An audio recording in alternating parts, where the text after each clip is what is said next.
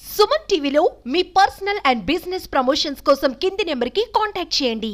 రైల్లో సైకో వీరంగం సృష్టించాడు. బీర్ బాటిల్తో భార్యాభర్తలపై దాడి చేశాడు. ఆర్పీఎఫ్ సిబ్బంది, ప్రయాణికులు అతి కష్టం మీద అతన్ని పట్టుకుని పోలీస్ స్టేషన్కు తరలించారు. ముంబై వెళ్లే ఎల్టీటీ రైలు కాకినాడ పోర్ట్ స్టేషన్కు, టౌన్ రైల్వే స్టేషన్కు బుధవారం ఉదయం 9 గంటలకు చేరుకుంది. 9 గంటల 10 నిమిషాలకు కదులుతున్న సమయంలో రైలు చివరి జనరల్ బోగిలో ఓ అఘంతకుడు వీరంగం సృష్టించాడు. తనతో పాటు బీర్ బాటిల్ పగలగొట్టి ఎదురుగా ఉన్న తాడేపల్లిగూడెం వికాస్ కాలనీకి చెందిన భవానీ పొట్ట మీద పొడవడంతో అక్కడే ఉన్న భర్త రవికుమార్ అడ్డుకున్నాడు. అతని పైన దాడికి పాల్పడడంతో చేతికి తీవ్ర గాయమైంది.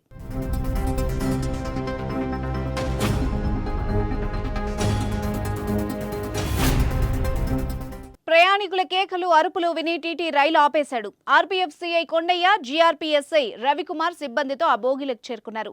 అగంతకుడిని పట్టుకుని చేతిలోని సీసా లాక్కుని రైలు నుంచి కిందకు దించారు. దీంతో వాళ్లను ప్రతిఘటిస్తూ జేబులో ఉన్న మరో గాజు ముక్కతో వాళ్లపైన దాడికి దిగాడు. దీంతో ప్రయాణికులు మూకుమ్మడిగా నిందితుడిపై దాడి చేశారు. మద్యం తాగి ఉన్నాడని కొందరు, గంజాయి మత్తులో ఉన్నాడని మరికొందరు ప్రయాణికులు తెలిపారు. అక్కడికి చేరుకున్న పోలీసులు అగంతకుడిని స్టేషన్కు తరలించారు. నిందితుడు అస్సాంకు చెందిన సత్య బర్మన్ గా గుర్తించారు పోలీసులు. అతని జేబులో ఉన్న ఆధార్ కార్డు ద్వారా వివరాలు సేకరించారు. భార్యాభర్తల గొడవ కారణంగా స్వస్థలం నుంచి భీమవరం చేరుకుని అక్కడ కొంతకాలం ఉన్నట్టు సమాచారం. అతను కనిపించడం లేదని అస్సాంలో భార్య పోలీసులకు ఫిర్యాదు చేసినట్టు రైల్వే పోలీసులు తెలిపారు.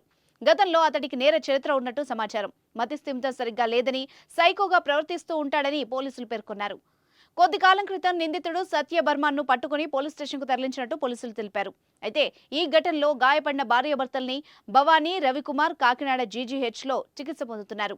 ఇద్దరి పరిస్థితి నిలకడగా ఉందని, ప్రాణాపాయం లేదని వైద్యులు వెల్లడించారు.